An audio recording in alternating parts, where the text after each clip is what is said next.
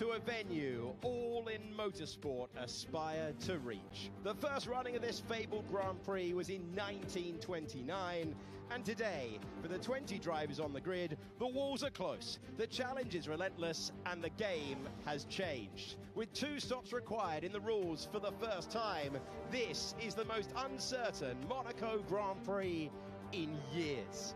Good afternoon and welcome to the most famous streets in motor racing. Lando Norris is on pole for one of the great occasions in sport. It's 2 miles.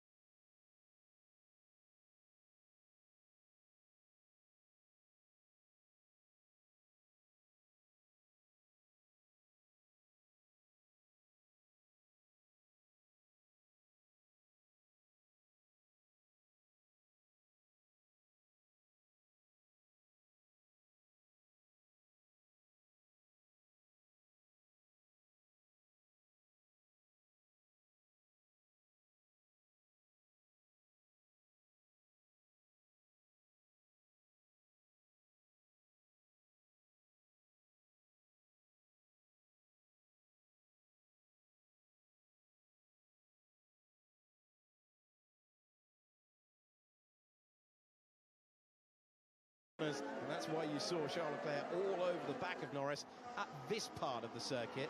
Worth saying that the four that stopped, Tsunoda, Gasly, Behrman and Bortoleto, did not take the opportunity to get another stop out of the way, and they did have that chance before the virtual safety car was withdrawn.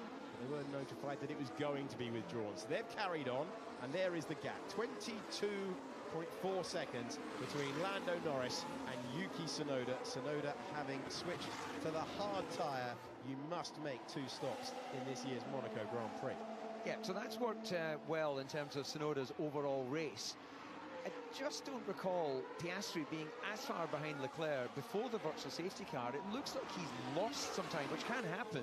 Actually, Julian, if you can just explain why sometimes they can end up getting slightly out of, like, losing some time under virtual, which should neutralise the race. Yeah, well, they're all following a lap time delta on the steering wheel.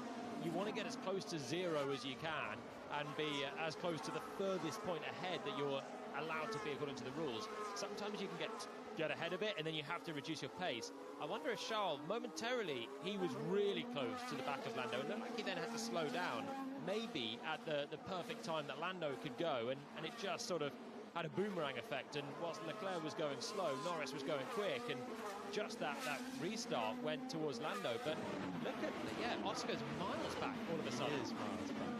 So we'll see. And his comment before the race, go quickly when I have to. That was what he mentioned as we show you the gap between 1st and 17th. 2 seconds slower on that lap. Now, there's tyre management, and there is absolute problem. Well, is it tactics from McLaren?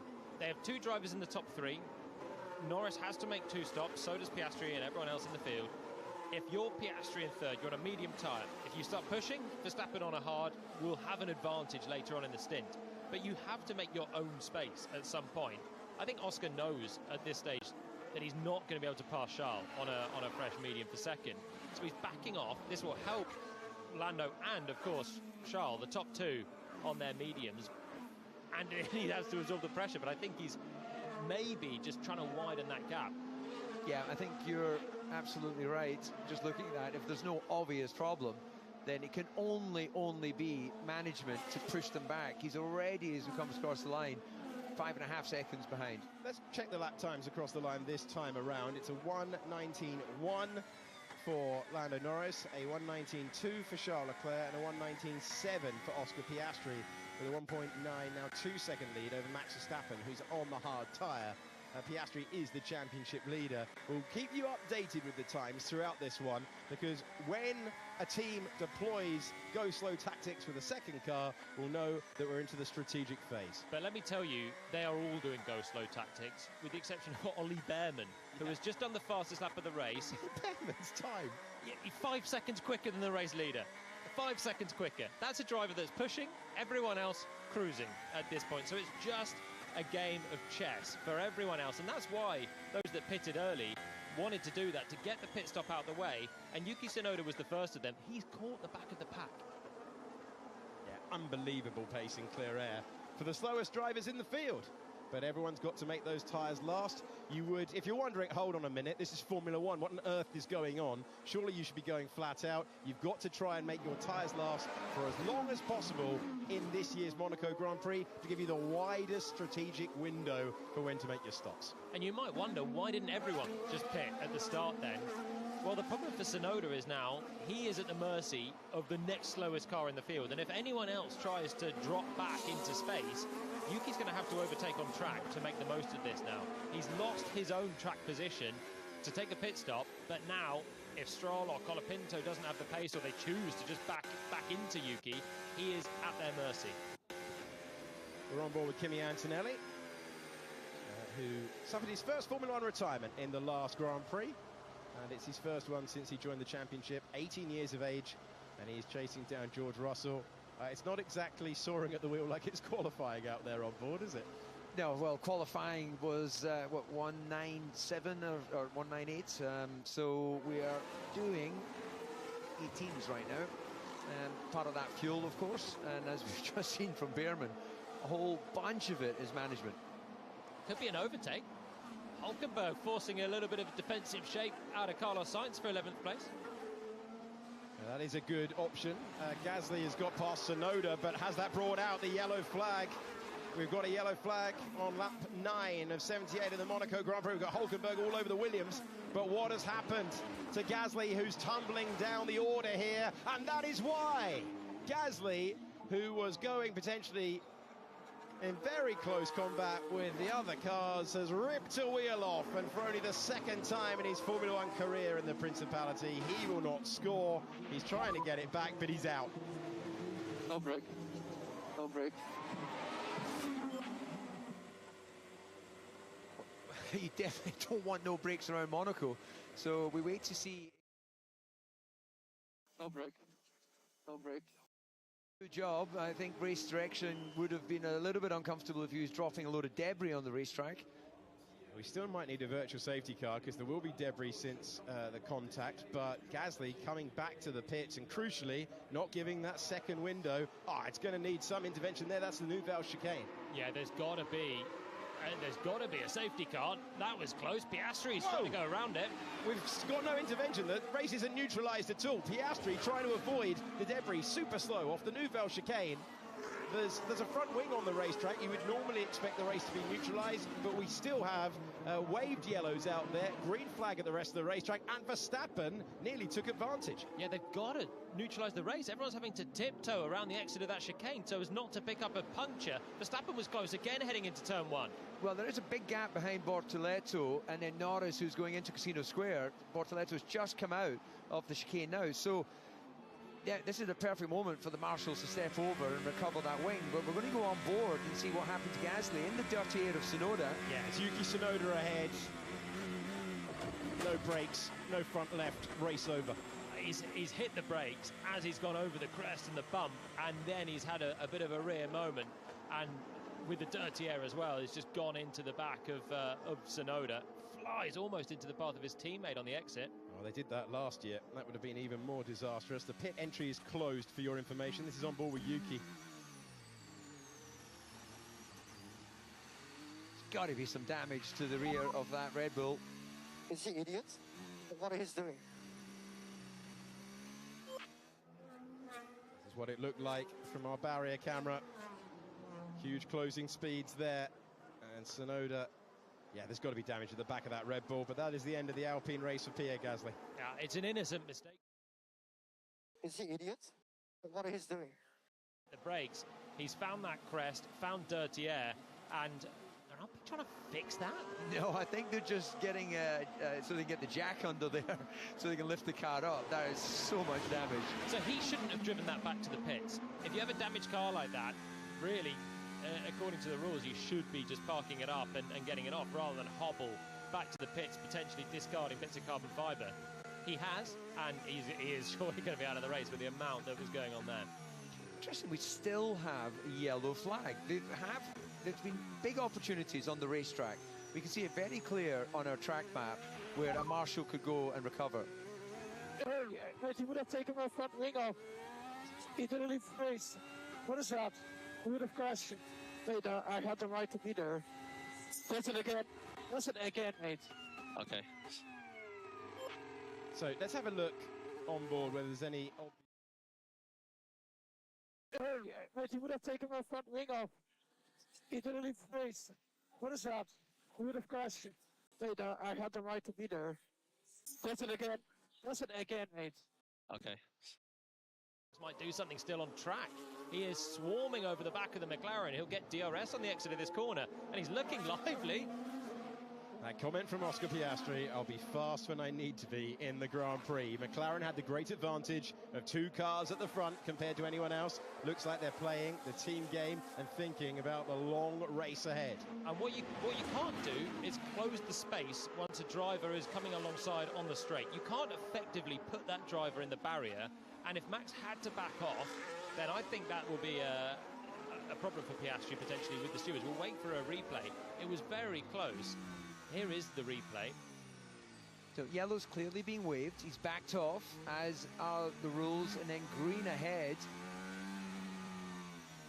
Probably just about okay. Probably just about okay. I don't think Max was alongside. I think he was just behind. You try every trick in the book, wouldn't you, to to get someone a penalty, the stewards to look into it, but I think that's okay. Yeah, also the move was early enough as well in anticipation of passing the green. So it's just one of the frustrations of this racetrack, and Max has dropped back, having put a little bit of frustration into the mirrors of Piastri. He was filling it full of the blue and yellow of Red Bull. He's now decided to back off, and even on these slower average speeds of this racetrack, you're still affected by dirty air. Not good for your overall downforce, not good then for your tyre performance. It's Lando Norris in the lead. Charles Leclerc got within 0.8 of a second on the restart, dropping back once again. The turn 10 collision between Gasly and Tsunoda has been noted. Do you think the car in front respected all the yellows? We are discussing, we had noticed that.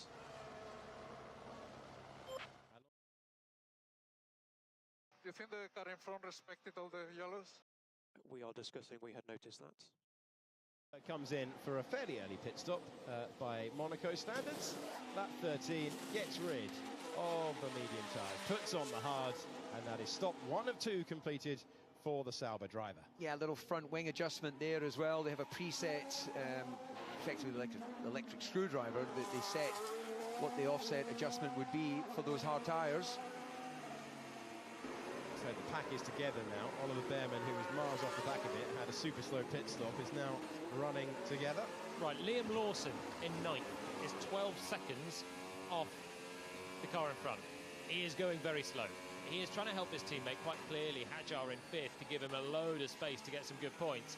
Lawson is playing the team game, and that is why, on board with Alex Albon here, we're right on the tail of that Racing Bulls car in 9th. I spent 50 laps behind a car that qualified at the back of the grid in 2001. Just never found an opportunity to risk an overtake. Lando, we see abrasion on the front left, but similar across all cars we care about. I think in this race, with anything possible, you've got to care about every car that's out there. Colapinto's come into the pits for Alpine, sole remaining Alpine in the race. Argentine driver about to hit his marks and get a new set of tyres. So Hulkenberg has just genuinely dropped behind Bortoletto now, and Behrman and Tsunoda. Lando, we see abrasion on the front left, but similar across all cars we care about.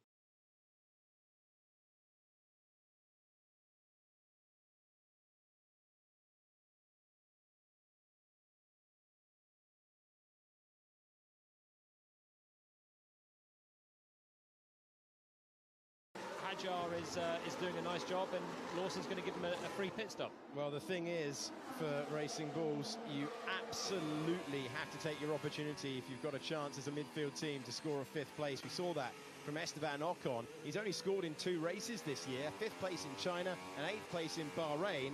He hasn't scored in any of the others, and yet he's in the top 10 of the Drivers' Championship in 9th place. Hadjar comes in trying to take advantage. So they're going to use that really cheap pit stop. They bolted on a set of softs. So Hadjar and Lawson and Racing Bulls are playing the absolute game of sacrifice with Lawson to make sure Hadjar gets as high up as he can. This is really clever from Racing Bulls. Hadjar emerges in 8th. That's fantastic for Racing Bulls. There's Lawson. He's backed off. He's done the team job. He can now go up, make a 2nd stop, and he's 8th without any stops. Everyone else still needs to make 2. And I tell you what, he's on the soft tyre in Monaco. He's going to have so much fun in the next couple of laps. And he worked for it yesterday with a career best 5th on the grid, the highest placed rookie for a Monaco Grand Prix since his hero, Lewis Hamilton, back in 2007. A measure of how well things are going for the Frenchman in his rookie season. What do you want me to do? You want me to keep pushing? We stay, we let him go. Plan B, stay with Norris. Okay. The guys at the front are all just checking each other off at the moment. They're making sure that McLaren can't blink because they'll drop and lose track position. Leclerc doesn't want to do that likewise. So Racing Bulls here with Hadjar have done that. What do you want me to do? You want me to keep pushing? We stay, we let him go. Plan B, stay with Norris. Okay.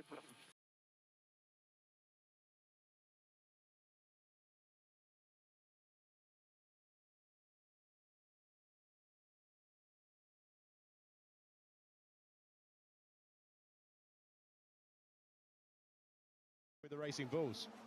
Ah, the racing balls. Team Faenza, they've done that to me. They did 37 laps on a hypersoft, driving very, very slowly a few years ago to do the exact same team trick.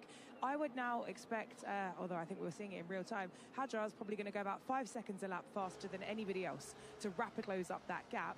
And I believe they will try and do the exact same trick again so that Hadjar does his final stop onto a hard tyre. Great team tactics there. McLaren are doing a similar thing, but much less strong at the front with Oscar. It isn't easy to back up cars here. So we'll have to see how that goes. Okay.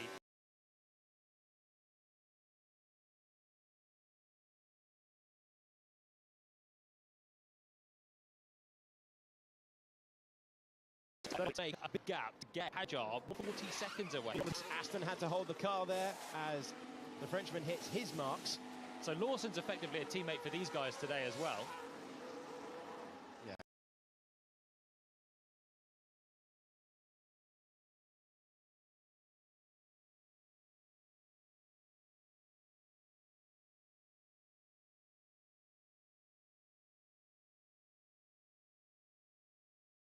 Lawson playing the team game as Hadjar roars past Fernando Alonso, so they tried to respond, but Alonso will drop behind the Frenchman who made that stop.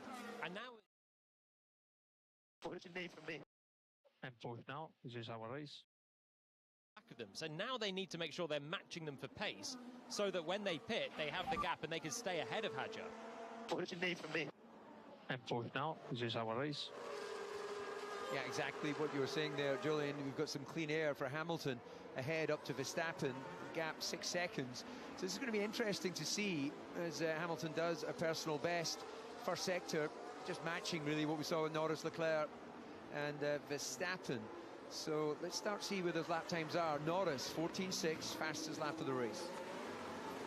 Well, we continue on with the train and Alex Albon, Carlos Sainz, George Russell, Kimi Antonelli, basically everyone behind in the race, glued together. One retirement is Pierre Gasly so far. You've got the pit stop count on the left-hand side of your screen. As it stands, Lando Norris on his... Whoa, George Russell getting close to the back of Sainz.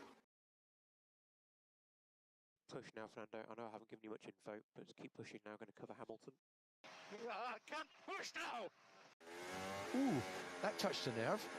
Yeah, it did, because you have to bring the hard tyres in a certain way, and of course he's got Hadjar 2.2 seconds in front of him.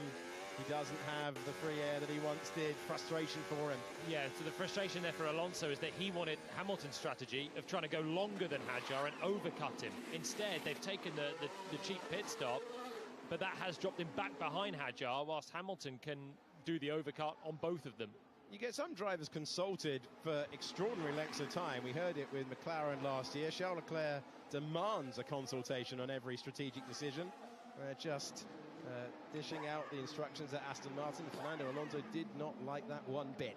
It's lap 19 of 78. The best thing is this is a Monaco Grand Prix right in the balance all the way through the field. In comes Hamilton. He can jump Hadjar here. He's just done a really quick lap, a 1 minute 14.9, whilst Hadjar is on a 17.1. It's a good stop from Ferrari, and this might now make Hamilton the threat for the top four.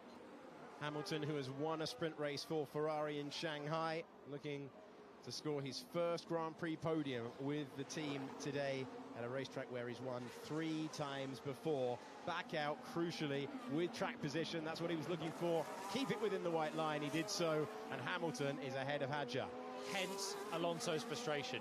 That is what he wanted, that nice pit stop, clear space, and off he goes. Hamilton is now up in 5th, the leader of the drivers that have made a stop, and he's got free air again to use the pace of the Ferrari that's very quick to go and chase those ahead. You've got McLaren coming out in the pit lane. Ferrari just doing the dutiful thing to pull their air guns out of the way. So this is our race leader. Lando Norris with the stint that he would have been very happy with, trying to win his first Monaco Grand Prix today and his second Grand Prix of the season.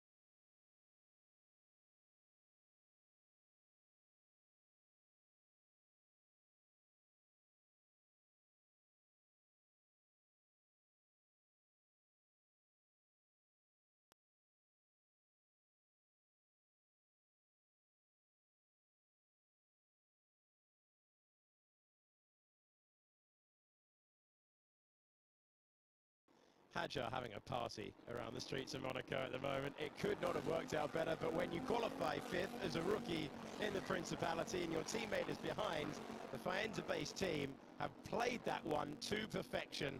They have pulled off the strategy.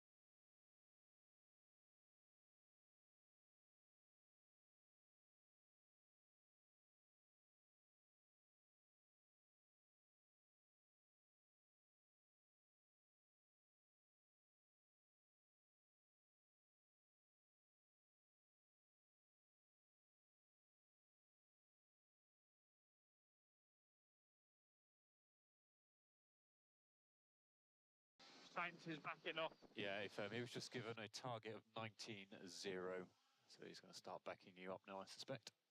Maybe you give him a surprise moment, George.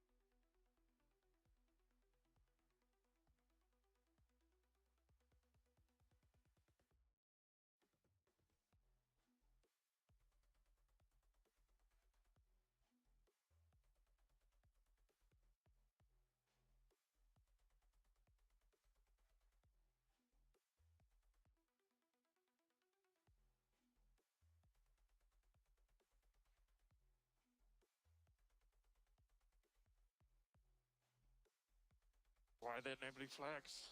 We'll keep asking.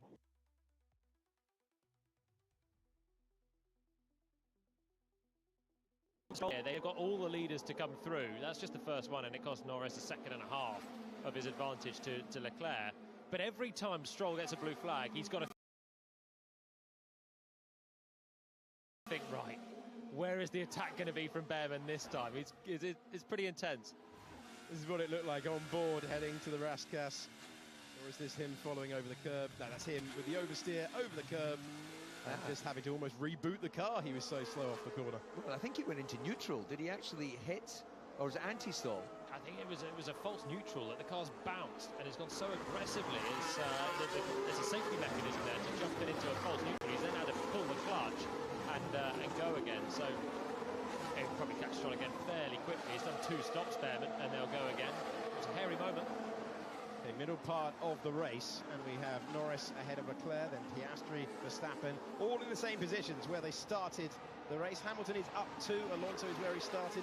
Hadjar is down 2 positions, but he's made both stops. The rest of the points at the moment, Lawson, Albon, and Ocon, who has also made both stops. They'll be sending gifts down to Racing Bulls. Haas, I think, will after this one. That was pretty close with the Williams getting out of the way. We're on board with the race leader. Well, it's very fair of Sainz. I think he could have got away with doing it on the start-finish. Oh, this is a joke. Oh, this is a joke. So we know, what is it, just the blue flags, I suspect. It's a melee. It's a melee for Leclerc because Sainz is backing everyone up. So they are going incredibly slowly. 5 seconds a lap slower than cars driving at a sensible speed. 7 seconds off what we've seen as the fastest lap of the race so far. So when you're Leclerc and you're trying to go through all of these cars, trying to see how slow that they can go behind Sainz trying to make the gap, this is frustrating for Charles. And look how many of them there are, because Sainz is backing them all up. You can see the drivers who've made no stops, 1 stop and 2 stops at the moment. Hadjar, Ocon, Behrman, Bortoleto and Colapinto have done all of the hard work so far. There's Lando Norris heading into the back corner. Antonelli gets out of the way of Charles Leclerc, who was unhappy on the radio a few moments ago. Albon moves up to 8th position because Liam Lawson is coming in to make his first pit stop. So Norris had the same on the last couple of laps. The gap came down, but now it's ballooning up again. I mean, it looks to be worse for Leclerc than it was for Norris. Let's have a look at Pierre Gasly down there, watching with the rest of us after his crash into the back of Yuki Tsunoda. Oscar Piastri not happy with his strategy, talking to the team. I sure feel like in Monaco Grand Prix 1972. Understood, Max. I sure feel like in Monaco Grand Prix 1972. Understood, Max. He might have driven a 1972 Grand Prix car outright.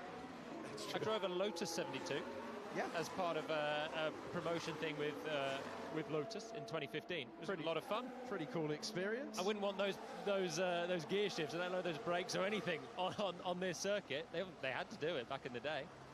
The race won by BRM and Jean-Pierre Beltois back in 1972. What knowledge. Oh, check out the big brain on Brad. I've read it off the wall. I won't lie.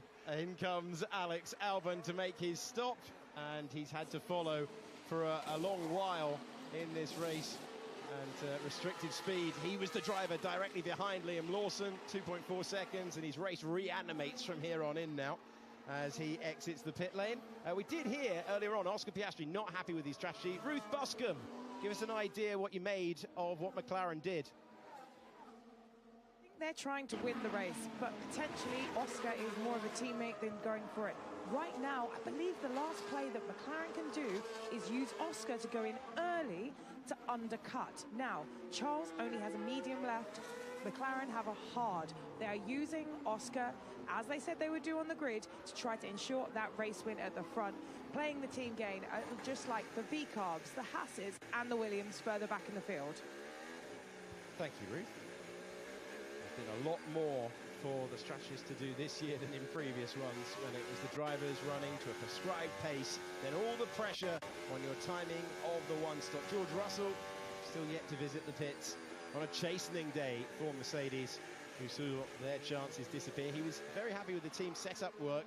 He thought they had a chance, but Poor old George Russell, who's gone from contending for the top 3 4 times he's been on the podium this year to getting out of the way, having to answer the blue flags as per the regulations. Before half distance. Yeah. Well, just looking at that before half distance, who has done the double stop and where they're running? Got Hadj and Ocon only separated by 6 seconds. So Alonso, if we assume normal running race pace to the end, Alonso's going to lose out to them, fall behind them. Everyone from Hamilton up will it'll be their own race and their own strategy to play. But it's not a bad day for the Haas team and Ocon if they end up coming away with those points. I don't get any points possible. He's only scored twice all year. Don't know how I would tell Fernando that he's just been jumped by Esteban Ocon as well in this race. Probably wouldn't. No, based on how he reacted earlier, it's definitely... Just tell him it's Behrman. He'll get blue flags in a minute. Oh, the psychology of the drivers. Angry driver, happy driver, confused driver. It's like the Mr. Man, isn't it? Well, Montoya would be Mr. Bumper, Mr. Blob. Mr. Blob. I'll let you say that. Okay. You're the one who's going to see him down in the paddock later. Yeah, that's true. That's true. Fantastically fast racing driver who did like a burger or two. Yeah, you won the race in 2002. He won the race in 2003. His boy, his son Sebastian Montoya, was on the podium earlier on in the Formula 2 race, which was pretty dramatic stuff at the start. Zinedine Zidane knows a thing about winning important sporting trophies. World Cup winner for France, looking on, one of so many celebs here, which has always been the case in the Monaco Grand Prix through the years. And amazing vantage points. We've been able to bring you more comprehensive coverage in recent years, show you more angles. We've had the helicopter out as well. We're able to show you shots like this as if by magic. You've got the drone shot there showing you the entrance into Casino Square. You've got the casino bottom left of your picture, then Mirabeau Corner. There's been a few controversial incidents there in the past, and the iconic hairpin, originally called the station hairpin. Then they plonked a hotel there, moved the station up the hill. And iconic corners Formula 1 has been visiting since the very first championship year, 1950. And it was one of the events on the calendar, and it has been a classic ever since as Hamilton gets past the Sauber. That is a lapped move, and we've got Norris, Leclerc, Piastri with the fastest lap. No point for fastest lap anymore in Formula 1. They got rid of that at the start of the year. Then Verstappen and Hamilton. Hamilton 25 seconds away from the race lead of Lando Norris. This is part of racing in Monaco. We've had George Russell staring at the gearbox. He'd probably memorised the rear suspension geometry of that car. He's running so close to it. And Albon just managing his own race pace. So we're in the holding pattern at the moment. The top 3 on the hard tyres as it stands. And in comes Gabriel Bortoleto. Once again, driver who was in the barriers at the start of this race, thought he was out, but he was able to get the car clear, and it's his 3rd visit to the pits. It's a 3-stopper. We've all been talking about the 2. That's not a winning strategy, but all brought on, of course, by that incident at the beginning of the Grand Prix. Yeah, there's a few still to stop. Albon, Sainz, Russell, Antonelli. What are they looking for? They're looking for some major incidents later in the race. Well, not so major as it throws red, but looking for some strategic advantage. Divine intervention for them. I mean, I don't see how anything's going to happen for those guys. Sainz has done a good team job for Albon. He's also paid back Lawson, who's taken a pit stop, and with Sainz dropping back, looks like Lawson's going to score some points for Racing Bulls as well. So the top 10, it's basically the top 10 now, unless there's a crash, some level of reliability concern, or anything else, because they've had pit stops. Those behind need to still pit twice. Yeah, you've got almost half the field there, all nipped and tuck, as Hamilton there is just ahead of them, having made his way through the traffic. So when you're George Russell here and you're sitting behind a Williams that's going slow, is that Fernando Alonso? Fernando Alonso with smoke out of the back of the car, and he's parked it up. Rascasse, his Monaco Grand Prix, which looks set to reward him with his first points finish of the year, will end on lap 38. Yeah, retire the car, smoke. Well, he said at the last race he's the most unlucky driver, which I thought was a bit sort of, you know, being a bit optimistic as to how unlucky he's been in his career. Two-time world champion, of course.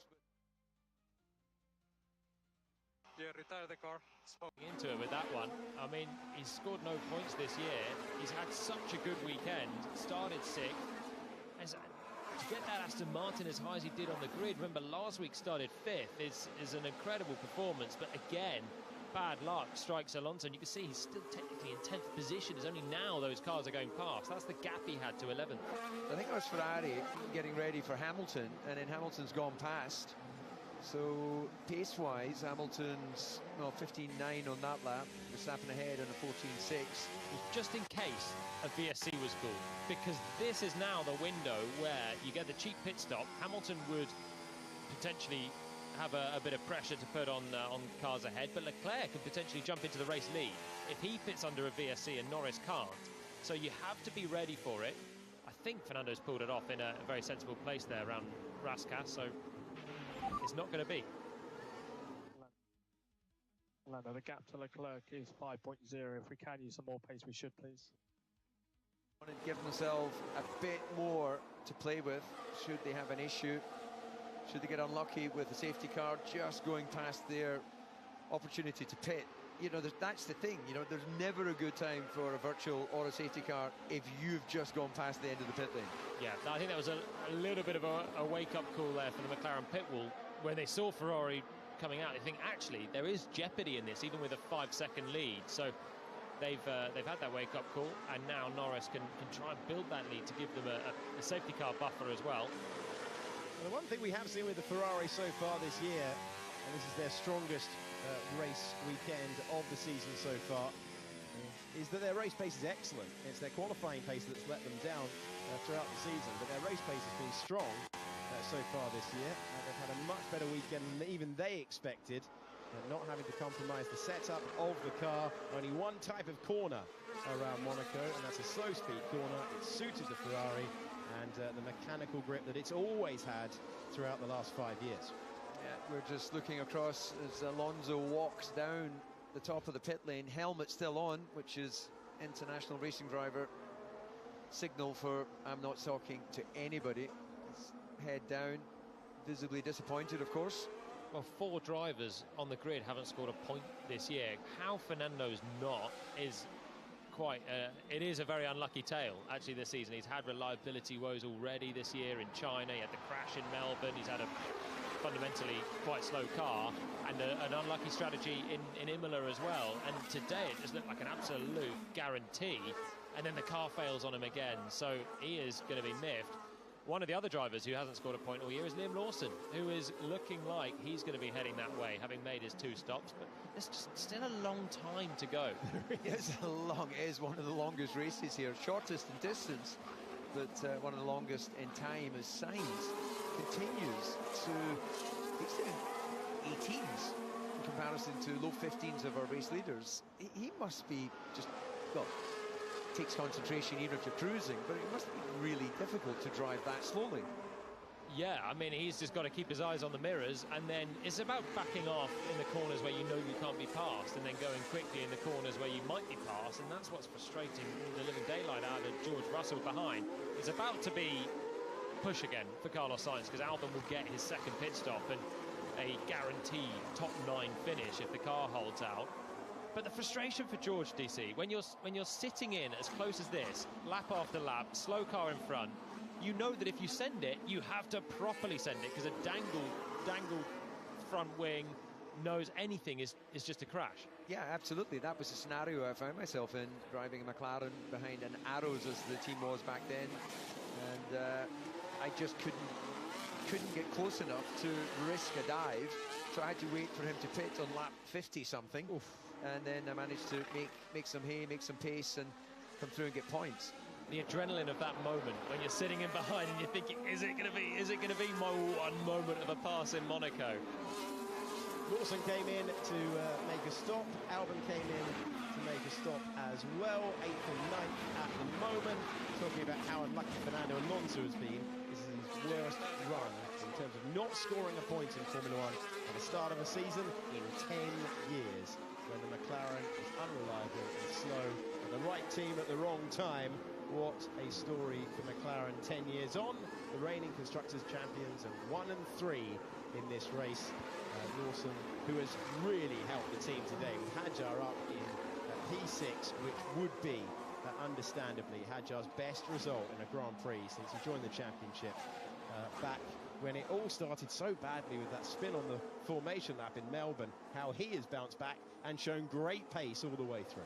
Just thinking the Mercedes pit crew must be at risk of getting a bit rusty. He's not had any of their cars in, and it's lap 43. I'm sure there's a master plan to this, but I'm starting to wonder why they wouldn't have brought at least one of the cars in just to get a stop away. I think because the cars are running together, if Sainz pits now, they become 10th and 11th, and then Antonelli will do the Sainz or the Lawson and get Russell, because they have to run together and then they'll finish where the highest driver is. So at the moment, Russell will get a point out of this because Sainz has to pit, and then Antonelli will just back up the pack. So they're just going to go until the end of the race, basically, as far as I can see, and it's going to be Sainz or Russell with Antonelli dropping away. You must make the 2 stops, otherwise there's a 30-second penalty. That's what happens if you do not make the mandatory stops. It's added to your race time at the end of the distance. Highest lap count of the year. Formula One's most historic circuit, the Monaco Grand Prix, with a new rule for this year. Lando Norris was told for more pace if he could provide it. That gap has remained static as Albon gets out of the way of Carlos Sainz, and now Albon is going to return the favour for Sainz. He's going to bolt down the road. Okay, well look, brilliant piece of team strategy. Really difficult to do in many ways. If he'd got that switch slightly wrong, he could have found a Mercedes coming through as we go on board with a big slide. Brush of the barrier for the car in 3rd position. That's a great reminder that nothing is ever certain around Monaco. Oscar Piastri with a tap at Sandoval. Okay, so firstly, what we wanted from Monaco was a race where the front runners have to push. We are getting that. We're not seeing it because there's closer cars on the track, but Norris, Leclerc, Piastri, Verstappen, they're all pushing, which is why Hamilton is nearly a pit stop away from Verstappen now. He's just been dropped on pace by the top 4. He pitted early, has used his tyres, and he doesn't have the pace to stick with 4 drivers out front that are pushing. And that's why Piastri clipped the barrier, because he is having to push to try and put pressure on Leclerc, but also try and get Verstappen away from him, because Max is close and might yet pressurise Oscar for a place on the podium. Secondly, this is horrendous for George Russell now. Yeah.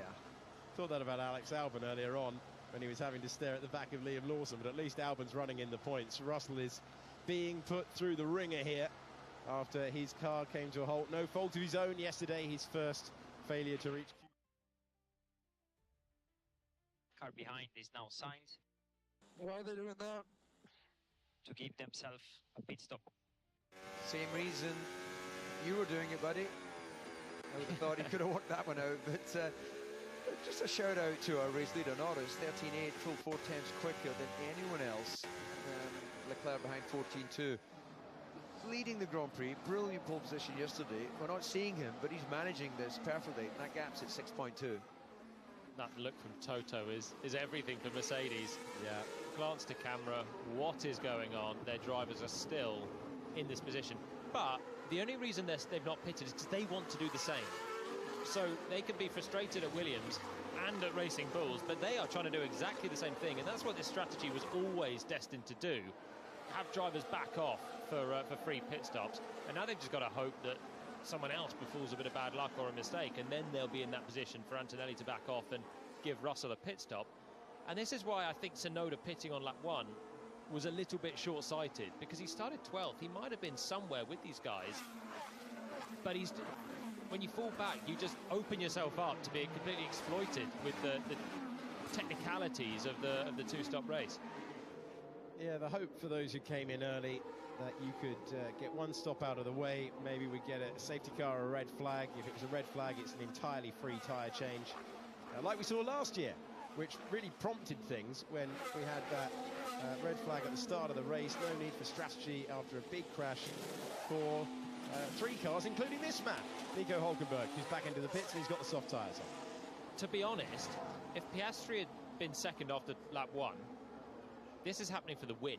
Yeah. Which is not a great look either, is it? For Lando to have 2 quick pit stops and then they just absolutely cruise and hope the car stays together. He could then return the favour as Williams are doing, and this rule, I know it has mixed up the race a little bit. You know, the order has shuffled around with it. The strategists and drivers have had to work things out, but because you have to pit twice, use 3 different tyres, you open it up for anyone that has teammates together to just back off and guarantee a position, basically. I don't think we've seen it as obviously as we've had it played out here. I mean, you could have done that with a 1-stop, I guess, as well, but we've just not seen it. I think it's more highlighted because of the 40 seconds of 2 pit stops is a little bit more of, it's a lot of time lost in the pits on a racetrack where track position is key. But just look at this. This is all just behind Alex Albon now, and Lando's going to be coming round to put another lap on them. Yeah. Well, Albon's running in the 19s, even slower than what Sainz was doing, giving him the opportunity. He's got that gap to 10 seconds, so it's going to see if he can give him another 10 at least. So Norris has lapped everyone, including Hadjar. Up to 6th place is lapped. He's about to put 2 laps on everyone up to Albon in the points, which shows how much the Williams guys are slowing up, how much Lawson slowed up as well. It's a short lap, and the field spread naturally is quite big, so it is one of those ones where you can be lapped a couple of times if you're at the back, but we've got 30 laps to go.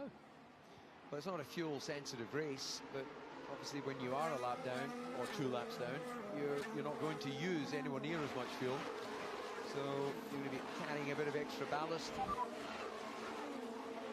He's driving dangerously slow, just slamming on the brakes at all areas. Yeah, I think that's George using anything to try and see if he can get an intervention from the race director, but there is nothing providing. He's driving dangerously slow, just slamming on the brakes at all areas. Copy that. Not get intervention. There's nothing in the race director's notes, and the race director had the option to put something in there saying, if I think you're driving too slowly, I can intervene. He chose not to.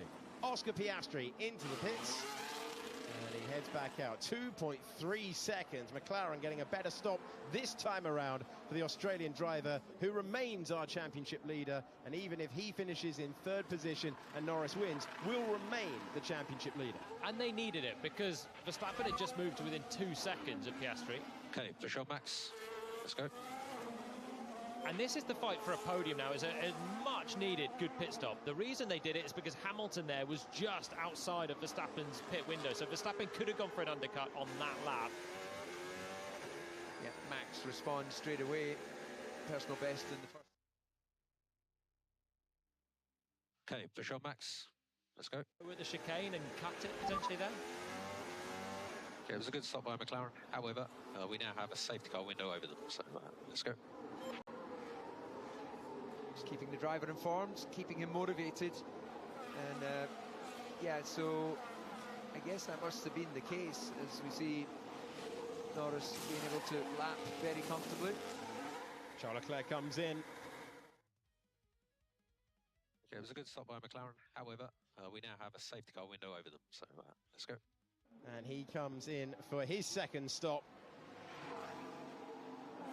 Looked more than 2.2, didn't it? I think it did. Cleanest. I think it did, but either way, let's see whether he can get his track position in terms of the runners just generally, and he does so he doesn't have to go through the faff of the blue flags, and he makes his 2nd stop, and Lando Norris has been told to give it everything now. So he stays a lap ahead of Hadjar. Leclerc locking in a potential 2nd place with that one by covering off Piastri, making sure there's absolutely no threat of that. And now he did that as Norris was coming through the traffic, so that's why it's now 100% pace. Russell past Alex Albon. George Russell has got past Alexander Albon. He's in 10th position, and out front It is time for a crucial pit stop in the destiny of the largest trophy today. Lando Norris trying to win his first ever Monaco Grand Prix and second race of the season. Comes in, it's over to the mechanics who practice for this all the time. And it's 2.2 seconds for Lando Norris, who is back into the fast lane, back into the race. And he will be ticking the laps off now as we see him move through. And Verstappen takes the lead on circuit, but with a stop to make. Russell's time was deleted at the chicane for track limits. Yeah, I think he went straight over the chicane. We joined that shot pretty late. And it may be a case that they're going, well, look, we're better taking a time penalty. What is the normal time penalty that would be applied? It'd be 10 seconds. Yeah, 10 seconds. That was brought in the last year for leaving the track and gaining an advantage. But I think he did that the lap before, and we joined him on the nose cam as he was giving that place back to Albon, and then he's made it through at some other point. He's gonna take the 5-second penalty. Yeah, could be. I think intentional corner-cutting is worse. Shouldn't be allowed. Just going, okay, I can't drive this slowly anymore. I'm going to take a penalty and have some fun. Ah, cynical. Don't like it. Don't like it. I can imagine the narrative we're going to get afterwards, that it's cynical to back a driver up. And so I took the penalty was mandated in the rules. I can already hear what he's going to say after the Grand Prix. Look, it's tactical to back a driver up. It's not against the rules. A deliberate foul move is against the rules. Let's have a look. This is George Russell. The Williams is ahead. So is the Nouvelle chicane. And he chooses to try and get alongside. That was lap 49. We'll tick on to lap 50. That's the one that we saw. To avoid a collision from Albon, just slammed on the brakes. Just give that position back to Albon. To avoid a collision from Albon, just slammed on the brakes. So we need to give that position back to Albon. I'll take the penalty. He's driving erratically. To you, former Grand Prix drivers. You know, he's got a point. We do what we do on the basis of trust. There's an assumption that when you're on the straight, a driver is going to be flat out and he will brake at a certain point, all within tiny margins. I totally get what Julian was saying. This is tactical, it's not against the rules, but we don't see this that often that we ever have to get into it. I remember way back Villeneuve trying to back everyone up in Suzuka when it was his only chance to win the championship, and I didn't really like the concept of driving slow in a Grand Prix car. Julian. No, but I don't like cutting a corner to make an overtake even less. Put personally. spikes there and puncture the tyres. We don't have joker laps in Formula One, and that's a joker lap for George Russell, and I think he's made a laughing stock of the rules. Oh, where this high horse did you ever take advantage and decide to keep going? It's not a 10-second for George Russell, it's a drive-through that is a far more heavy penalty, which will be 20 seconds for his race time. I can understand the frustration, and I think, you know, you're in a Mercedes, you know the race is done, and you just chance it and just say, oh, give me the penalty then, out of just frustration, but it's not the right thing to do. The can of worms that would be opened if that was a small penalty would be large. Oh, and we've got the same thing again. So the second Mercedes has done it. Will Antonelli feather back the throttle? No, he goes by as well, and so it could be two drive-throughs. And the Mercedes had to wait for a long time. These are elite drivers who are being backed up, and Antonelli does give the place back. They don't want two drive-throughs at Mercedes. Absolutely right. So what I would say, gentlemen, is this is a data-driven business. Everything, the design, the build, the delivery, the race strategy, it's all on the basis of the data. The stewards can look at whether a driver is unreasonably braking early. Therefore, you cannot, they don't have brake lights, you can't judge. You're not leaving the sort of white lines that you have on motorways telling you to leave 3 car lengths. That was a very, very close to being an incident. I don't think that was a sort of George, you know, he just basically was trying to play the system. I think Antonelli genuinely nearly hit him. This is Verstappen trying, he's the race leader, he's trying to lap his way through. It is choose your own adventure down at the Nouvelle chicane at the moment. Choose any line you like. Yeah, but we see that in so many of the modern tracks where drivers can open the steering and claim at least one attempt and gain a little bit of time. there's got to be better ways of policing that. I don't love the tactics of what's going on. I'm with you on that. Let him out of the way. It's a lapped move. Lance Stroll eventually, Lance Stroll, who started his weekend making contact with Charles Leclerc, didn't quite know where the Ferrari was, and that was a move with the blue flags waving. And, that was a very close moment to contact. So we've got a drive-through penalty, but we'll delay it as long as we can. To be honest, not to speak. Ethan. Yeah, look, he is very frustrated, disappointed. That's going to be the subject of the next driver's briefing. It will be the subject. So we've got a drive-through penalty, but we'll delay it as long as we can. To be honest, not to speak. Ethan. That's his best mate, by the way. Alex Albon, George Russell, best mates, and they're arguing that against each other. Yeah, I think he'll be making Alex pay dinner next time they go out as best mates. I feel like it's frustration from George. 50 laps sitting behind a Williams. 40 of them, the Williams has been going deliberately slowly. To go deliberately slowly, yeah, you have to be a little bit erratic in places because you know you have to back off when other people aren't expecting. You don't want to hammer on the brakes at random places, but we didn't particularly see that, to be honest. We've not seen that. All we've done is see Albon maybe break a little bit hard and go a bit slow into the chicane. Into the pits comes Carlos Sainz, and George Russell taking his drive-through. You've got to serve it within 3 laps, otherwise you get another one for an incorrectly served penalty. And there's now 2.5 seconds between Max Verstappen in the lead of the race and Lando Norris, who is getting closer and closer and closer.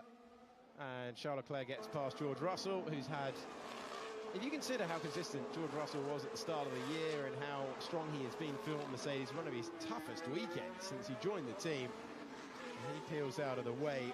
So 56 of 78, Max Verstappen still needs to stop, and it is Lando Norris in the net race lead.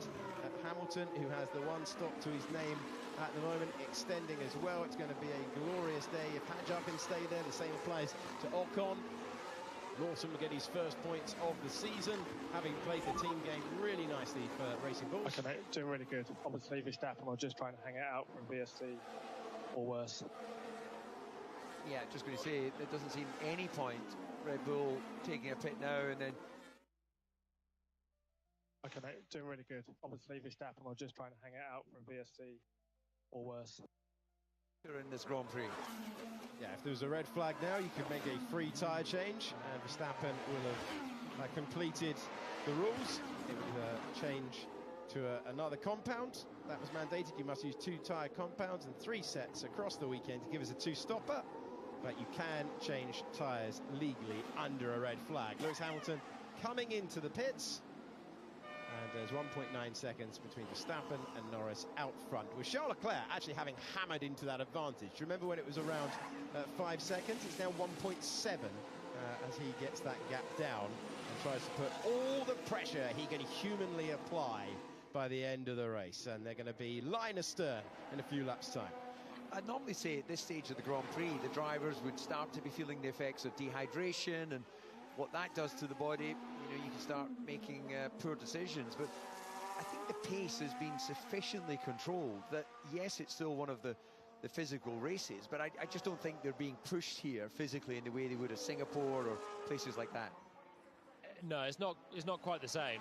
I do think the guys at the front have had to push. I think they've had to work, and it's all of this group here that have been just frustratingly driving seconds off the pace, but we've seen Piastri get sideways, tap the barrier, because they're pushing enough. They might not need to now because they're all settled into position and there's no more pit stops minus Verstappen's one, but Max will just hang it out and see what happens if there's incident.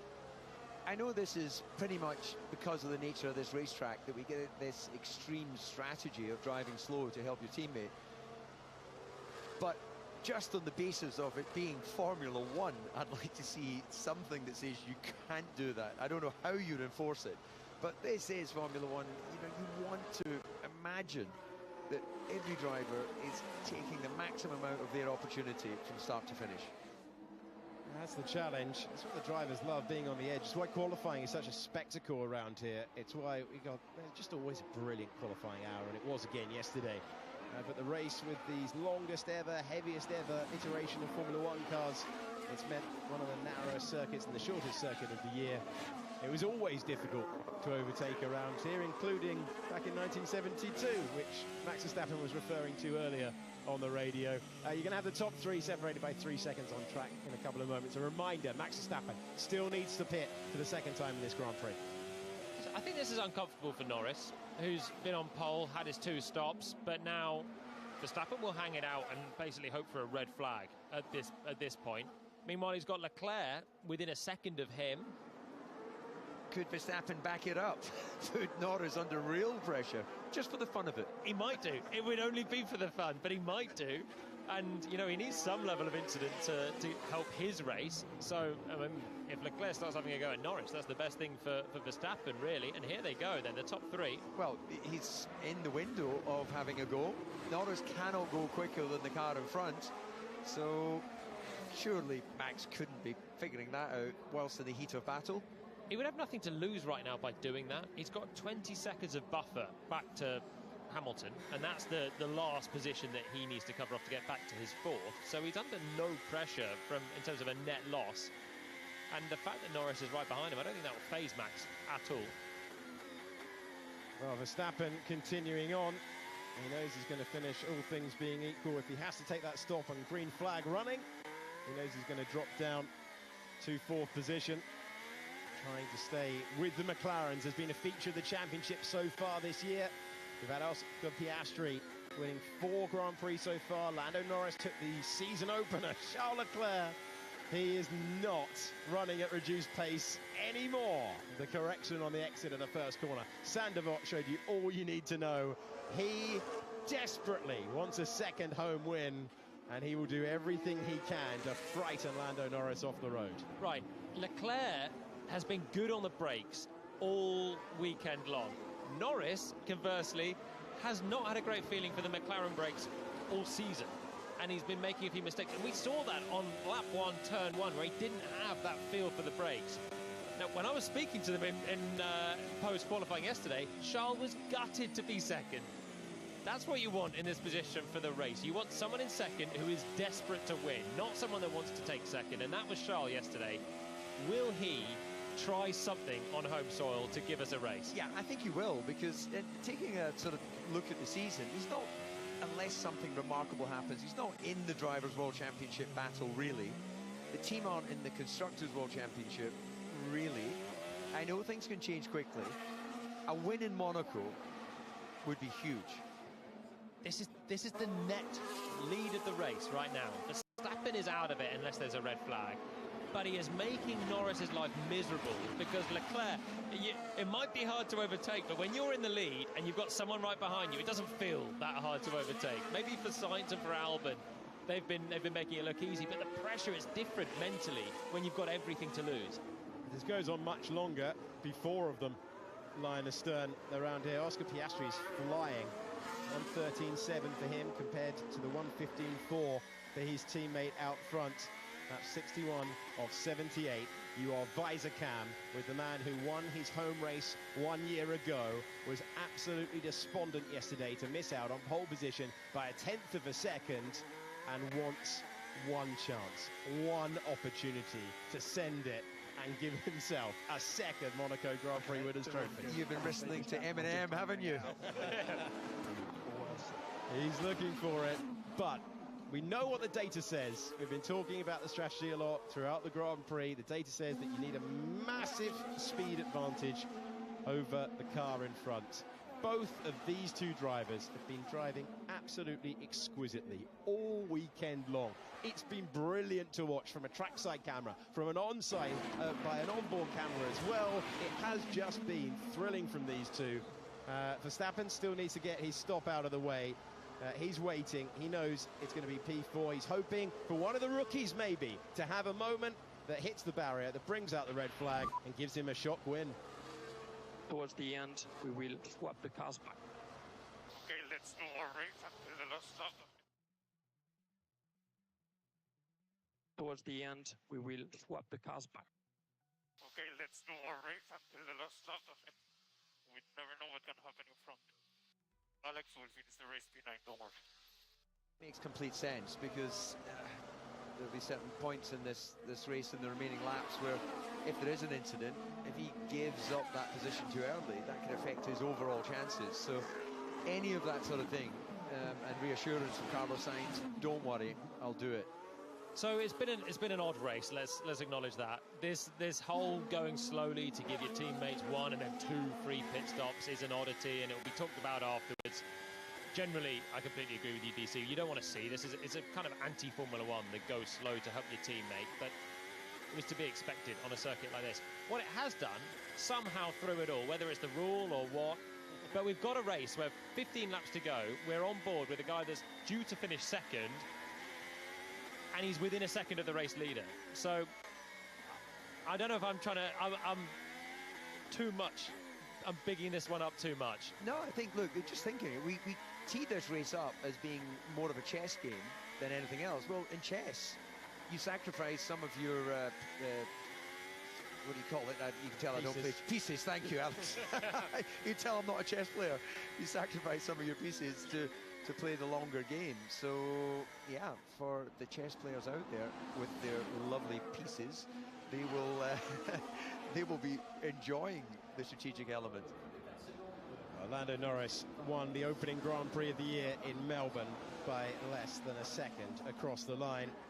He's got his partner here, he's got his mum here, he's got his dad here, and they will be hoping to tick off the laps. The uncomfortable thing is that the home hero with a V6 turbocharged Ferrari is right there.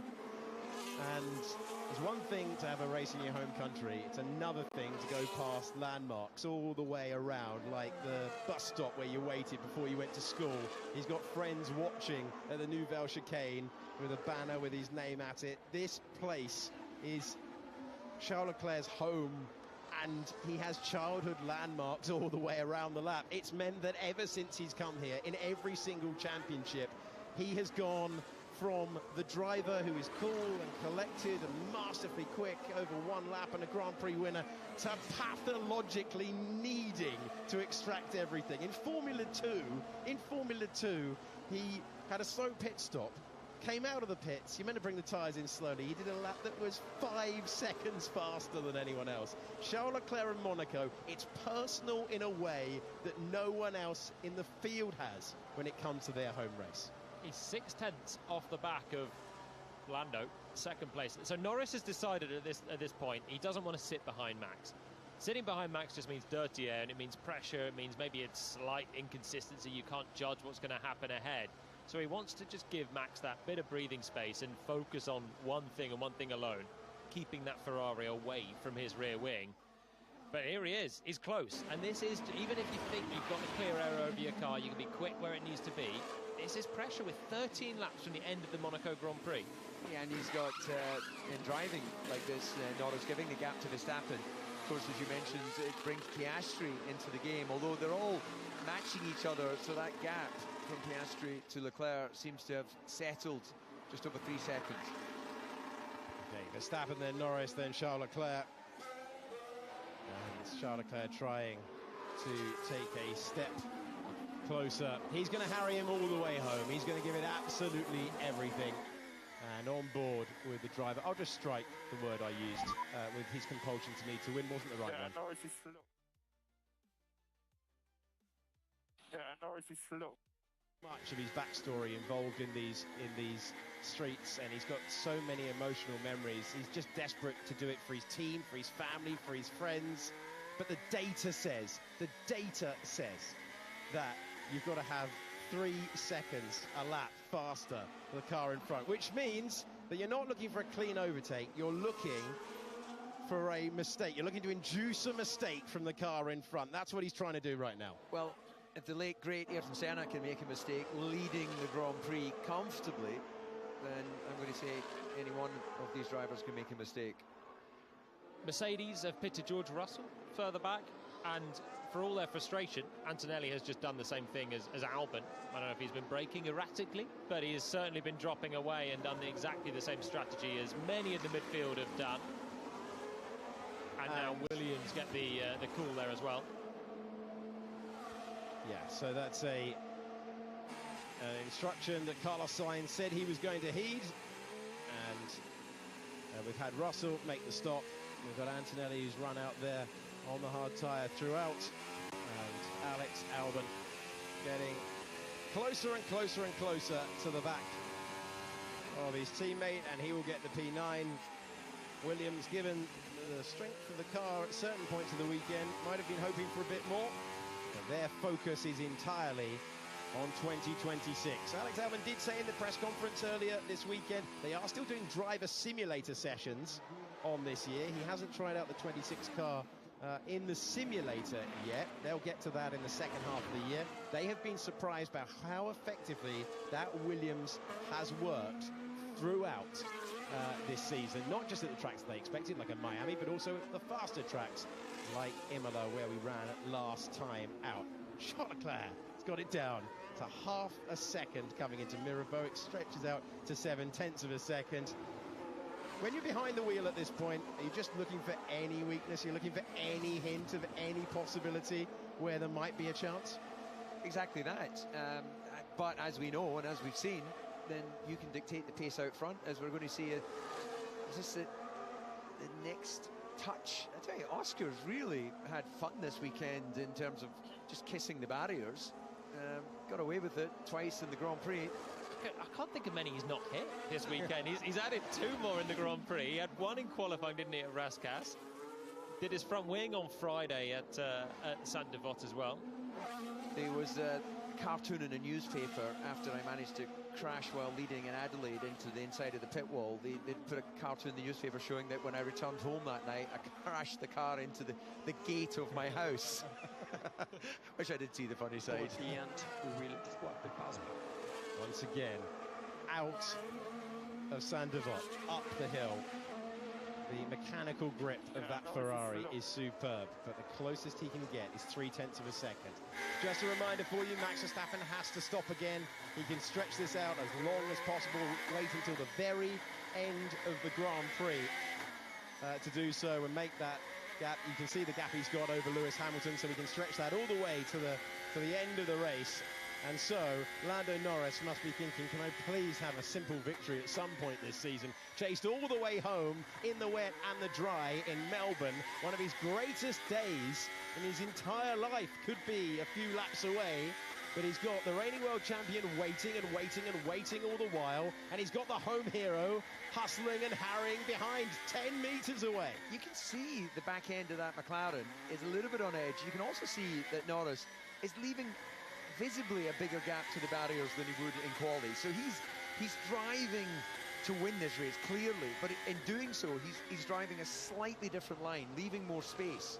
And he's pushing up to the back of Verstappen again, which is meaning that he's still sliding around and he's finding the dirty air. And with 10 laps to go, I think Leclerc's thinking, this is it. I'm just going to give it everything and try and force the mistake from the driver ahead. He doesn't have to think about the Drivers' Championship. He's 5th in the points, but in all honesty, Ferrari have struggled when you have different types of corner at a circuit. So whenever you have to compromise the setup of the car, they haven't been able to live with Mercedes, with Red Bull, with Max Verstappen, and the McLarens. McLaren leading the Constructors' Championship. And as a result, this is Charles Leclerc's best opportunity for a win all year long. He's always good at the street circuits, but this is the one that he wants the most. Yeah, and this could well be the opportunity. We saw the radio message there from Verstappen, complaining his left side tyres are gone. I've got one eye on the pit box to see if Red Bull are responding, because the more he backs up, I keep trying to say Fernando, Lando, then the more pressure Lando's under, and Charles, that's got to be his opportunity to send it. But the Red Bull might as well just keep Max out and hope for a red flag at this point, in which case he's in contention, he's there. So any one of these three can win this race. Norris is in the best position. If something happens and there's a red flag, Verstappen can win. Leclerc's got to make the overtake and then he can win. You make it sound so simple. It's not simple, but there's something at stake at the end of this one. Yeah, no, it's great. We having had the slow burn, the slow build, which is often the case here in Monaco. Where Where's Oscar? I need him to put Charles under some pressure.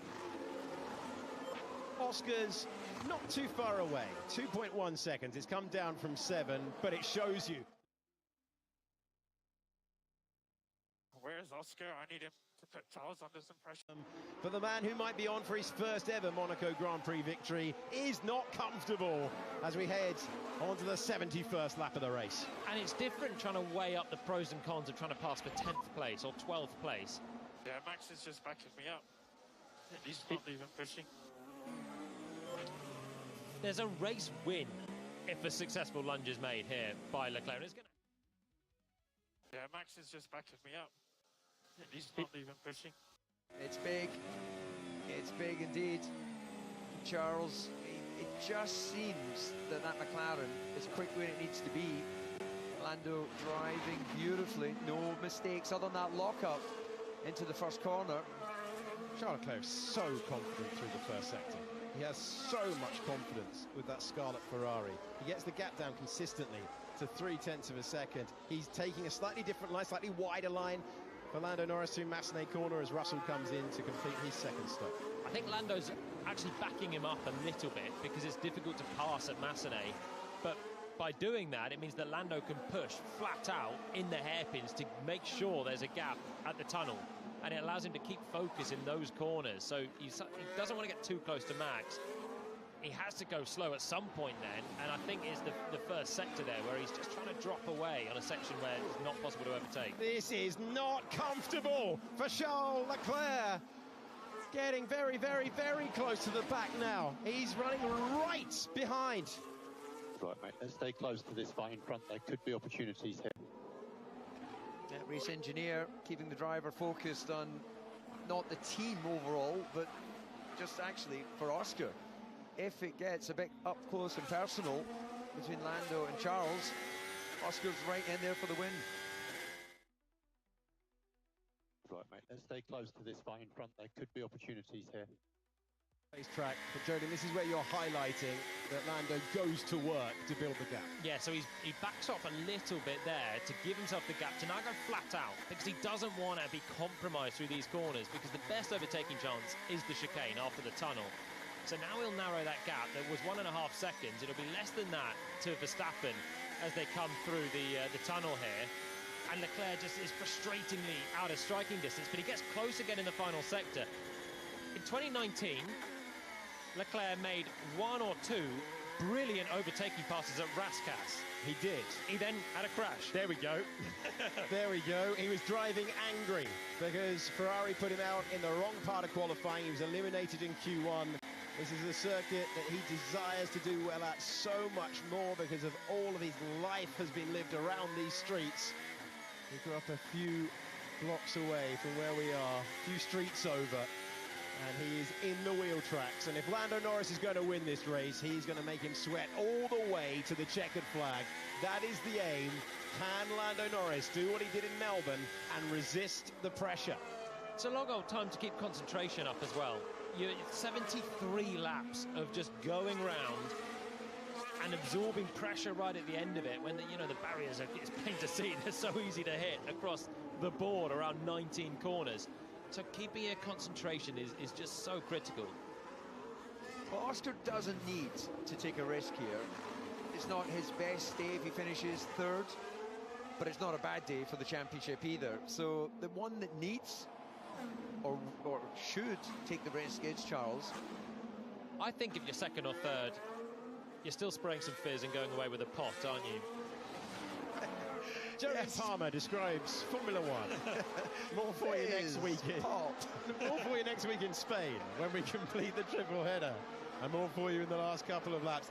And I think we've summarised it nicely across the last 90 minutes or so for you, because the reality is that whilst we've seen tactics and go slow and it's all come down It's a strategy, and we've talked about that. At the end, when Max Verstappen makes his mandatory second stop, it's going to be flat out to try and win the Monaco Grand Prix. And if Charles Leclerc takes 2 in a row, you're about to see one of the more dramatic finishes in this race's history, because it would be something special to overtake on track and win your home race. That's the dream he has got.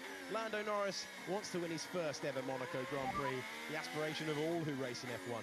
Yeah, he's doing many mistakes at the moment. Is that the sound, for the first time all weekend long, of Charles Leclerc beginning to believe? Because he's been downplaying his opportunities all the weekend through, but maybe now he thinks he's got it. Yeah, he's doing many mistakes at the moment. So we get a nice slow-mo shot of Max, beautifully through for another lap. Yeah, leaving a bit more of a margin than we've seen from some. Jeffrey Bezos watching on, and he might get a grandstand finish along with everyone else that's lining these 2 famous miles.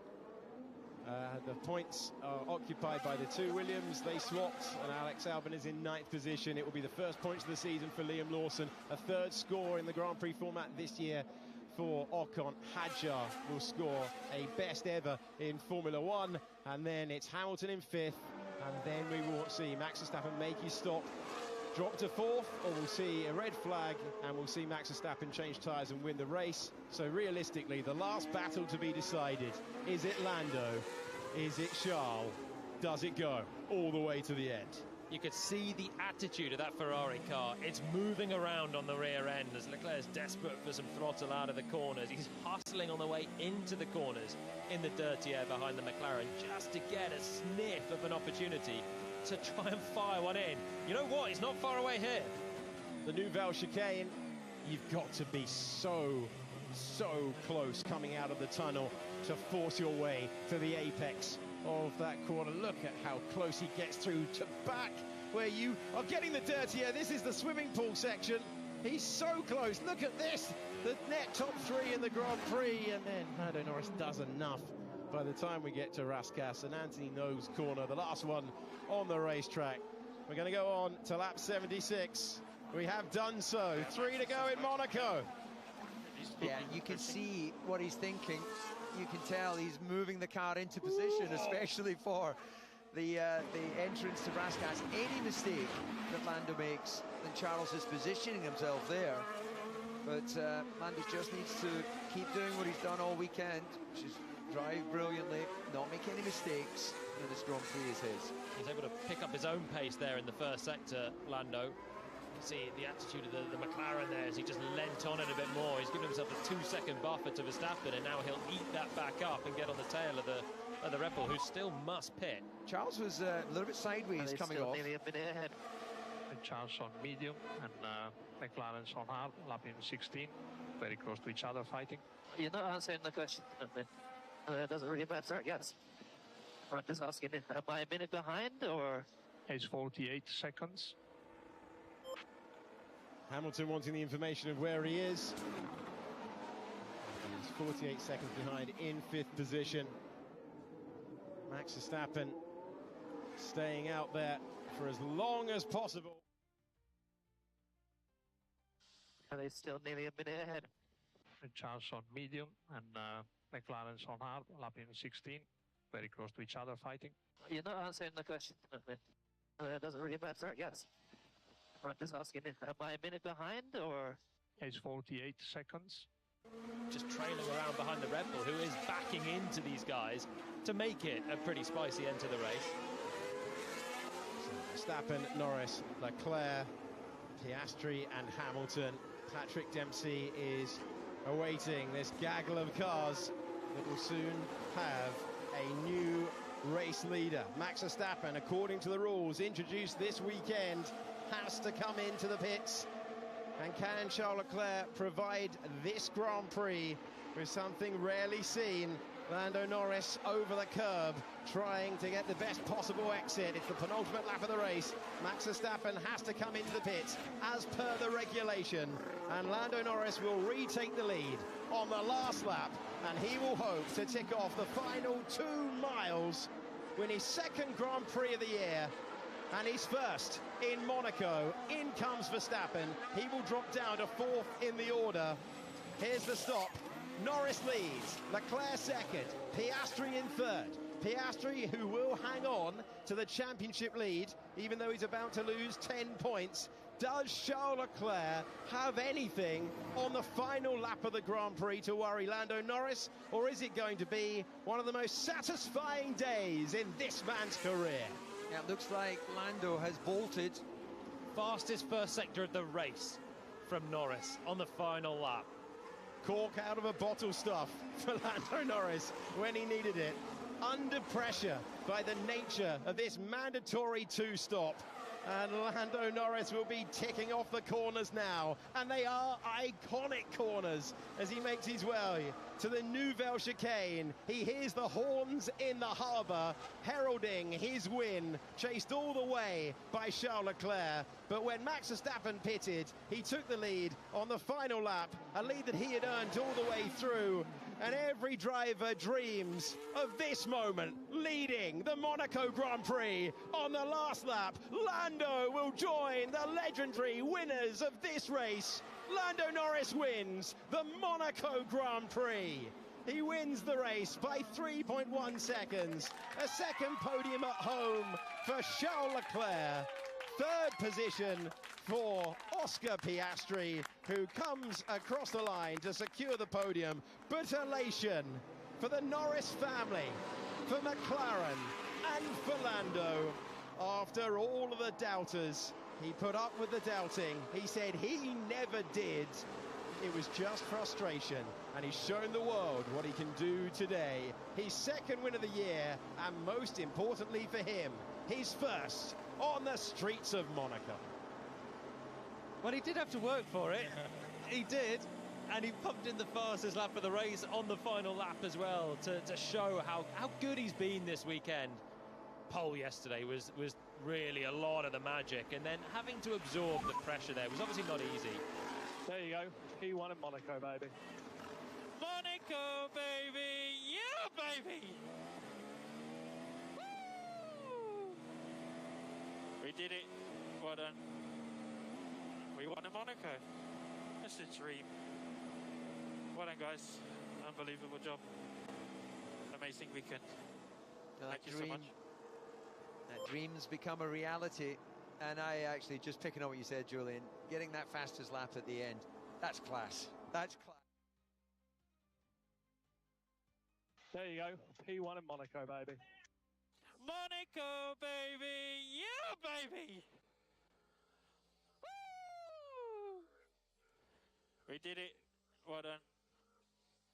We won in Monaco. That's a dream. Well done, guys. Unbelievable job. Amazing weekend. Thank you so much. That on the final tour. And Peter. Yeah. And Peter. Yeah, good job, boy. I guess not much more we could have done today. It's a shame, but yeah, we tried everything. Pack up. It's his best Grand Prix result of the year. It's worth saying the stewards have issued another drive-through penalty for George Russell for leaving the track and gaining an advantage. So I believe 30 seconds will be added to his race time as well for that deliberate move off the racetrack. That was after as well. So I think they've added time to his race time basically to stop anyone doing that ever again. Well, this, when a driver first sits in a go-kart, one of the dreams that they hold. Yes, your home race. Yes, championships. And Lando Norris will go chasing both later in the year. But this is it for Lando.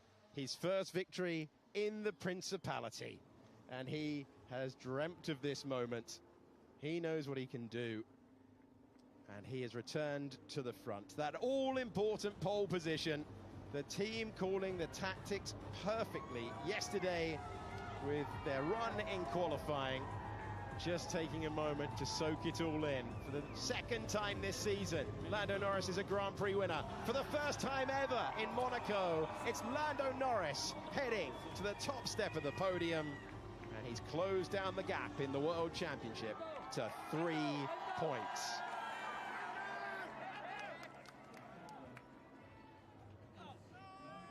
He's good. Don't use the box. That's got wheels on it. You don't want anything to happen to one of our championship contenders, especially when he's put in a drive that good. The wall of officials there has the box that stores the towel, the water, being used to give the team a good view. Oscar Piastri knew after qualifying what his day would be. He closed up in the end, and across the line there was 6 seconds covering the top three as Lando bolted on the 78th and final lap. We know what the logic says, but we also know how good Charles Leclerc is around these streets. So an uncomfortable period at the end there for Lando. But Zach Brown, CEO of McLaren,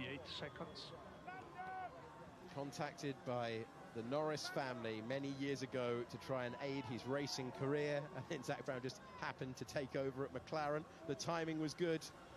He launched him from Formula 2 to Formula 1. He's been a one-team man, and this is one of his finest days. Surely his sweetest win since his maiden triumph in Miami. And what a special moment that is for the Norris family. Well done, guys. Unbelievable job. Amazing weekend. Thank you so many much. people elated. There's Dad, there's Mum. Peter. Yeah, good job, boy. I guess not much more we could have done Partner today. there as it's well. A shame, but yeah. The whole We tried gang in everything. town to see their man win the race.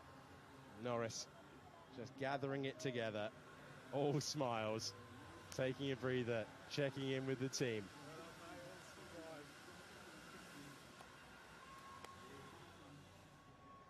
And we can now hear from the top three, speaking to Jenson Button.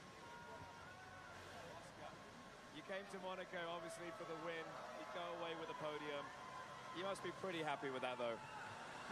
Yeah, obviously the win would have been better, but it's been a bit of a tricky weekend. Practice was messy all the way through, and I felt like I got into qualifying with not a lot of confidence with how the weekend was going, and I got close, but not quite close enough. And around here, where you qualify is pretty much where you're going to finish, so pretty happy with that overall.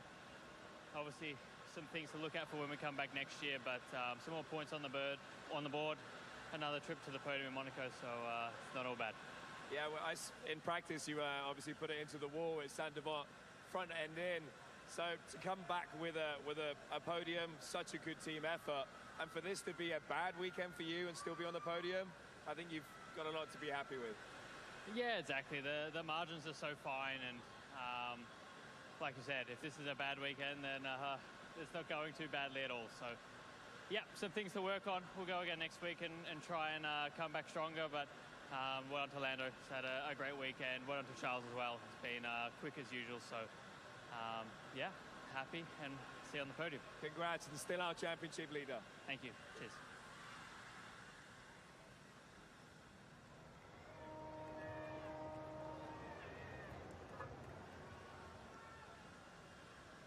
Charles, your home Grand Prix, we stood here 1 year ago celebrating your win. Today, not quite the win, but considering how you felt the car was leading up to this race, reasonably happy? Not really, but at the end of the day, I mean, we lost the race yesterday, and we should have done a better job. Lando did a better job this weekend, and he deserves the win. And on my side, yeah, I realized a childhood dream last year. Not this year, but considering everything, I think it's a lot above our expectations coming here. I did not expect. I thought that being in the top 10 would be a challenge. At the end, we are second, very close to P1. So it's been a good weekend overall. But yeah, I wish I won. With all the traffic out there today, with the two-stop strategies, it must have put you on edge a little bit more than normal. And then the last few laps, you were able to really put Lando under that big pressure. It was great for us watching. How was it from inside the car? Oh, it was good as well from inside the car, because before that it was a little bit boring. I had to leave a gap to Lando because otherwise I would overheat everything, so I couldn't be so close. Then when I saw Max was playing the long game, I guess he was waiting for a red flag. That helped me a little bit to put a bit more pressure on Lando, but wasn't enough. Lastly, have you got a message for your supporters, the Monegasque crowd? Yeah, as I always say, as a Ferrari driver, we are very lucky. We get support everywhere, but being born here and seeing all the Monegasque behind me is something very special. We are not many Monegasque, but yeah, it warms my heart very much to be at home and to have so much support. So yeah, I wish I had given them the first place, but yeah, hopefully next year. Thanks, John. Perfect, thank you.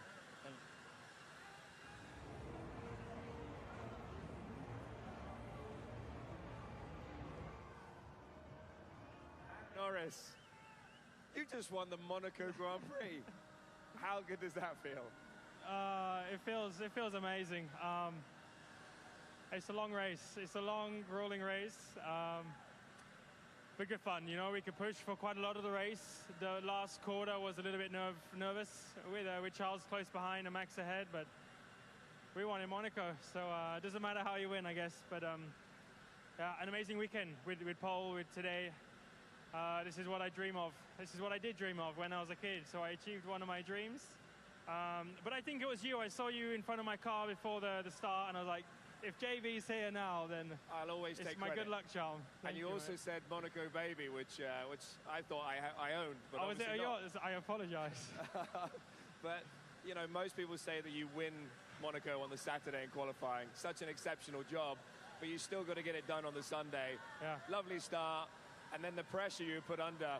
And all of those cars you had to overtake during the race. It must have been quite tense. It is. I mean, the worst bit really was just the end. You know, I felt quite under control the whole race. But Max was ahead, and Max was kind of backing it up a little bit.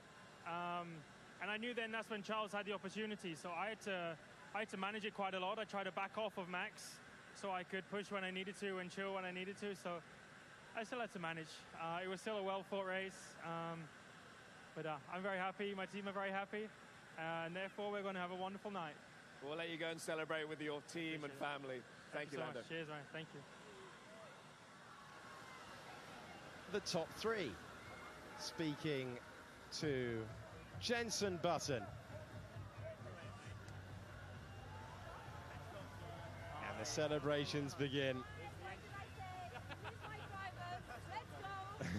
The FIA representative there not loving the chit-chat and wants to get the podium started.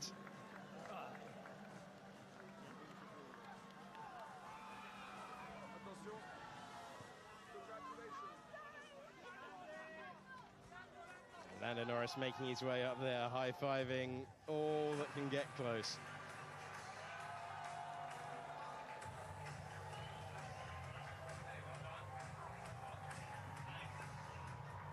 And let's send it to the cool-down room.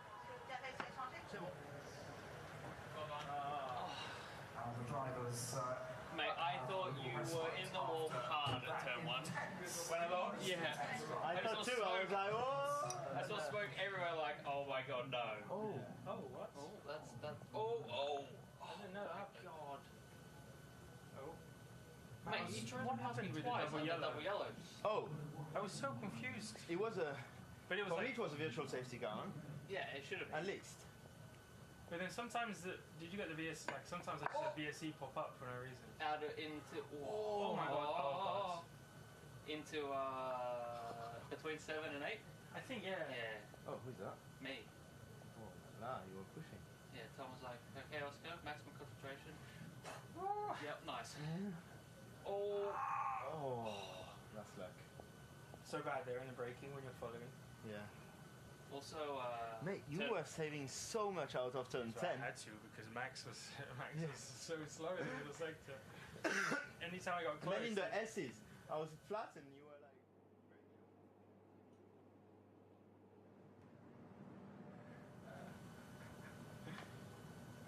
Yeah, when I got to the back of you through 12, the first lap was like, I was doing everything behind you in the dead end.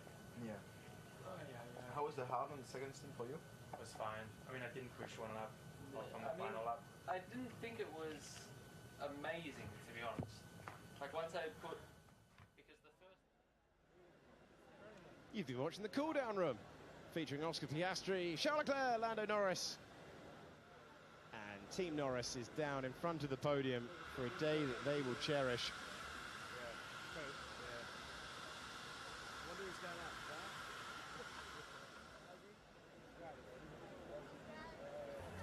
drivers will head out onto the podium. And it's all in a slightly different order here because of Monaco.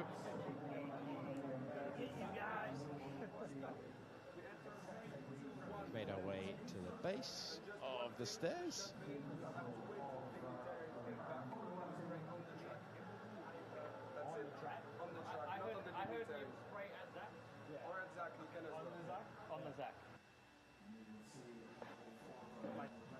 And we'll send it upstairs to the podium in a few moments' time.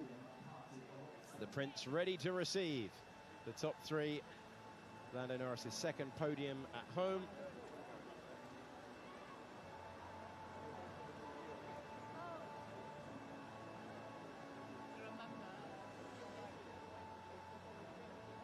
Charles Leclerc's second podium at home. Lando Norris' first win in the Principality. Oscar Piastri back up there again. Second last year, third this year.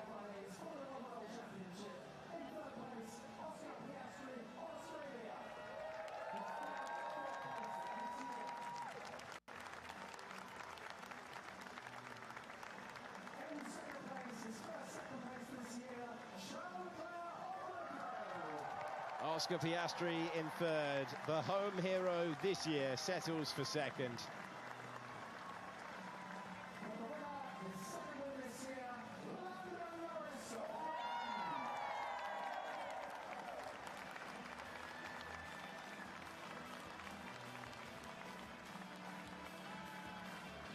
And Lando Norris waiting for a moment that he has always dreamt of. And the different way round here means the trophy is going straight into his hands. He says the first thing that he sees where he gets through the door in his apartment is his first ever victory trophy. I reckon that one will have pride of place. The great names that have won this race now include Lando Norris.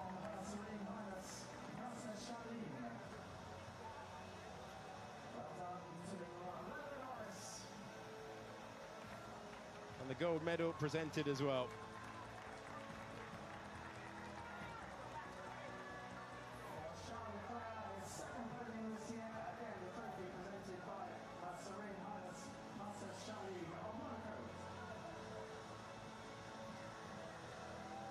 Princess Charlene of Monaco sends the handshakes the way of the drivers, and second place to Charles Leclerc. Not the result he wanted, but that's his best result of the campaign so far.